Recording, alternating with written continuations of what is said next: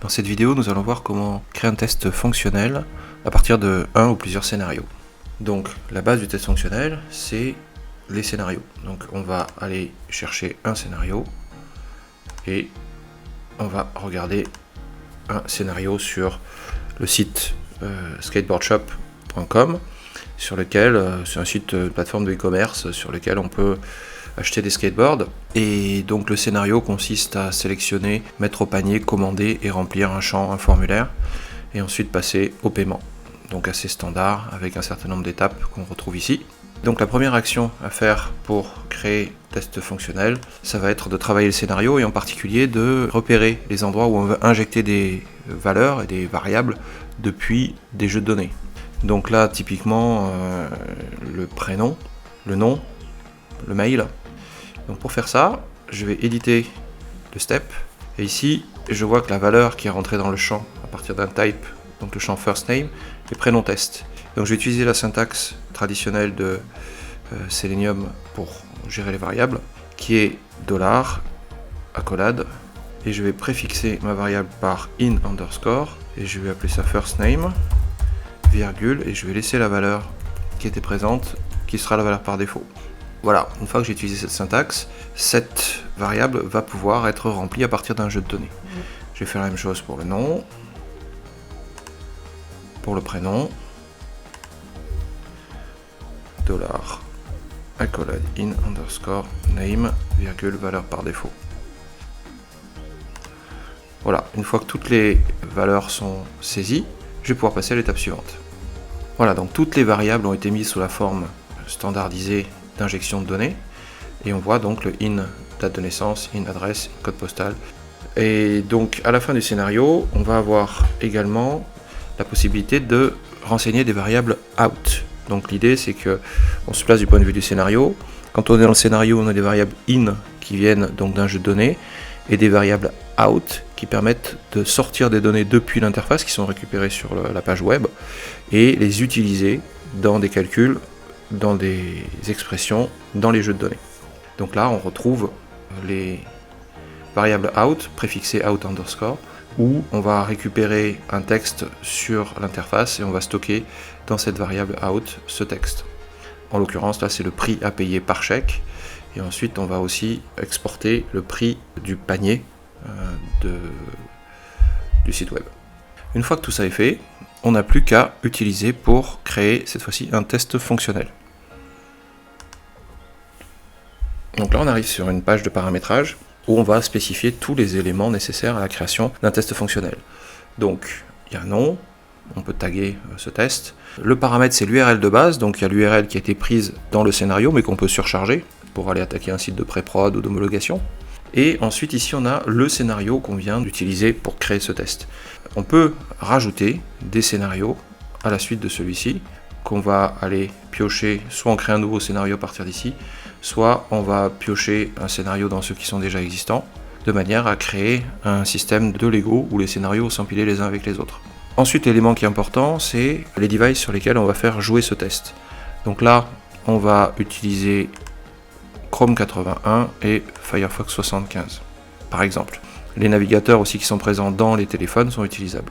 Possibilité de activer la comparaison automatique d'images et de screenshots entre des runs. C'est-à-dire que l'idée est d'avoir des screenshots qui sont pris lors d'un premier run, et ensuite lors des runs suivants, on va comparer graphiquement parlant chaque screenshot et on va repérer les différences et on va faire des cartes de chaleur pour être capable de mettre en évidence des boutons qui ont changé de place ou des éléments graphiques qui ont évolué. On peut activer cette fonctionnalité ici et paramétrer la sensibilité comme on le souhaite ici. Il est toujours possible de déclencher ce test via une API publique, api.cloudnetcare.pro, qui est donc une API full REST qui permet de à la fois lancer les tests, récupérer les résultats des tests et piloter l'ensemble de l'infrastructure de Cloud Netcare de l'extérieur via une API. Ce qu'on va ensuite faire, c'est qu'on va activer les jeux de données. À partir de là, le système va parser l'ensemble des scénarios qui sont attachés à ce test et remonter les variables qui ont été détectées dans le test qui sont donc à fournir. Donc les variables en entrée et les variables en sortie. Donc ici on a l'exhaustivité des variables qui sont présentes dans le scénario. On a aussi la possibilité d'avoir des variables globales qui permettent de récupérer des valeurs et de les utiliser entre plusieurs tests successifs, par exemple dans un répertoire, etc. On a des expressions aussi évaluées qui permettent de générer un certain nombre d'éléments à partir de, par exemple, un random email qui permet de générer un email random si jamais il y a besoin d'avoir des emails différents pour créer un système de sign-up sur des sites web. Ici se présente l'ensemble des datasets, des jeux de données, où on va avoir et on retrouve les variables in qui sont présentes par ligne et le dataset qui est présent par colonne. Donc l'idée, ça va être de remplir pour le dataset 1 le nom qu'on souhaite voir figurer, le prénom, l'email, etc., etc.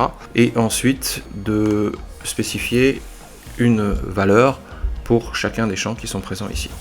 Voilà, donc là on retrouve les datasets qui ont été renseignés avec 3 datasets, un dataset Pierre, un dataset Paul, un dataset Jacques, où on voit Pierre Marty, l'utilisation de la fonctionnalité random email de manière à générer un email aléatoire avec un préfixe de type Pierre et un suffixe de type yopmail.fr, une date de naissance, etc., etc. et un texte que l'on va vérifier sur l'interface. On va vérifier la présence du mot gratuit pour être sûr que les frais de livraison sont bien gratuits pour cette adresse. Et on a aussi une expression donc qui va être évaluée en temps réel, qui va être récupérée à partir des variables qui ont été lues sur l'interface. Et cette expression, c'est juste le outPrice égale outPrice basket égale outPrice to pay, pour être sûr que la valeur du panier est bien égale à la valeur de mes articles. Et dans ces conditions, je vais remplir avec un true ou un false la variable accept condition. Voilà, une fois que ces valeurs sont renseignées, on n'a plus qu'à lancer le test fonctionnel. Pour ce faire, il y a 2 possibilités. Soit on l'active via le bouton play ici pour lancer le test, soit on active via un minuteur ici, où on peut déclencher ce test toutes les heures, tous les jours de la semaine, et on peut paramétrer tout ça. Et en plus, on peut aussi bien entendu le lancer via l'API de manière externe. Voilà, maintenant on va aller voir le dashboard de résultats. Voir un petit peu comment se comporte ce test en temps réel. Donc ici on a un dashboard qui permet d'avoir une vue d'ensemble où on voit les devices par colonne. Donc ici c'est les différents types de navigateurs ou de téléphones et les tests par ligne avec les runs, le dernier et l'avant-dernier, et on peut paramétrer tout ça. Typiquement le test Skateboard Shop test 1 avec variable ici a donné des résultats OK et OK avec Firefox et Chrome tel que ça a été paramétré. Et donc à chaque fois on peut aller voir les résultats si on clique sur l'icône qui est ici. Donc là on voit bien qu'on a eu les 3 jeux de données pour les 2 navigateurs. Ça fait dire qu'il y a eu 6 tests unitaires qui ont été joués, qui sont tous verts. Et donc je peux aller voir le détail de chaque test, ou si je clique dessus, je retrouve mes étapes et je retrouve également les valeurs injectées. Donc ici Pierre Marty avec l'adresse qui a été générée, avec le système automatique, le password, etc. etc. et tout est OK jusqu'au bout sans aucun problème. Après je peux spécifier et explicitement dire que ce test a été validé humainement et éventuellement mettre un commentaire pour gérer un rapport qu'on va pouvoir exporter. Ensuite volontairement ce qu'on a fait c'est qu'on a créé dans ce jeu de données des valeurs qui vont générer des erreurs. Là en l'occurrence les frais de port gratuits, des frais de port à 10 € et à 20 €. Sachant que pour ces 2 adresses, on va aussi avoir quelque chose de gratuit, alors qu'on voudrait que ce soit pas gratuit, que ce soit égal à 10 € ou 20 €. Donc quand on va lancer ce test, on va donc récupérer des erreurs qui vont ici, on le voit bien, être pas 100% rouge, mais en partie rouge. Et donc si je vais voir les résultats, je retrouve le dataset de Pierre qui lui est OK. Par contre, le dataset de Paul et de Jacques qui posent des problèmes, puisque on a récupéré gratuit doesn't match with 10 € et gratuit doesn't match with 20 €. Donc on attendait 10 €, on attendait 20 € et on a eu gratuit systématiquement, avec le screenshot aussi des écrans en erreur versus écran attendu. Bien entendu, le détail qui me permet d'aller voir spécifiquement l'écran qui a posé problème et l'erreur en question. Dernière fonctionnalité que je veux vous montrer, c'est l'utilisation de méta-scénarios. Donc là, on a créé le même test fonctionnel, mais cette fois-ci à partir de 3 scénarios, 3 bouts de script qui ont été, en fait le script initial qui a été découpé en 3 parties, en disant que la première partie va être réutilisée dans d'autres tests, et ces 2-là sont spécifiques. Et donc on a ici la possibilité d'aller voir le contenu du scénario numéro 1, ou du scénario numéro 2, ou du scénario numéro 3 de manière unitaire. Et on a aussi la possibilité d'éditer le méta-scénario. Ça veut dire que c'est un scénario qui va être créé à partir de ces 3 scénarios, qui vont être concaténés, sur lesquels je vais pouvoir interagir, rajouter des étapes, vérifier qu'ils fonctionnent bien, et je vais avoir la spécificité ici du scénario separator qui me dit que le scénario 1 commence ici, le scénario 2 commence ici, le scénario 3 commence ici. Donc toutes les actions qui vont être entreprises ici vont être attachées au scénario 3, ici au scénario 2, ici au scénario 1. Une fois que j'ai fini de mettre à jour mon scénario, que j'ai validé celui-ci sur le device qui m'intéresse, je vais faire appliquer le méta-scénario, ce qui va avoir pour conséquence de recréer les 3 scénarios avec les modifications qui ont été spécifiées lors de ces étapes de modification. Tout à l'heure, je vous ai parlé de la fonctionnalité de comparaison d'écran, de screenshot entre des runs. Ici, on a volontairement généré une erreur, et donc voilà comment ça se présente. On a ici détecté une erreur au niveau de ces écrans, et donc je peux aller voir en détail ce qui s'est passé. Les éléments rouges ont évolué entre la référence et le screenshot en erreur, et on voit qu'effectivement, il y a eu des éléments qui ont été supprimés, qui ont été ajoutés entre l'écran d'origine et l'écran en erreur. Et donc ici on peut voir grâce à la zone de chaleur où sont spécifiés ces éléments en erreur. On a la possibilité aussi d'avoir des zones de masque pour ne pas être prise en compte lors de ce calcul de la comparaison d'images. Enfin, pour finir le tour donc des éléments concernant les tests fonctionnels, on a un écran de synthèse avec un certain nombre de données importantes sur les tests fonctionnels en cours, que sont les métriques globales, le nombre de runs OK, run KO sur une période qu'on peut ici spécifier. Les devices utilisés, donc pareil, toujours sur cette période. Les tests fonctionnels en erreur qu'on a sur cette période-là, avec possibilité d'aller voir directement les erreurs.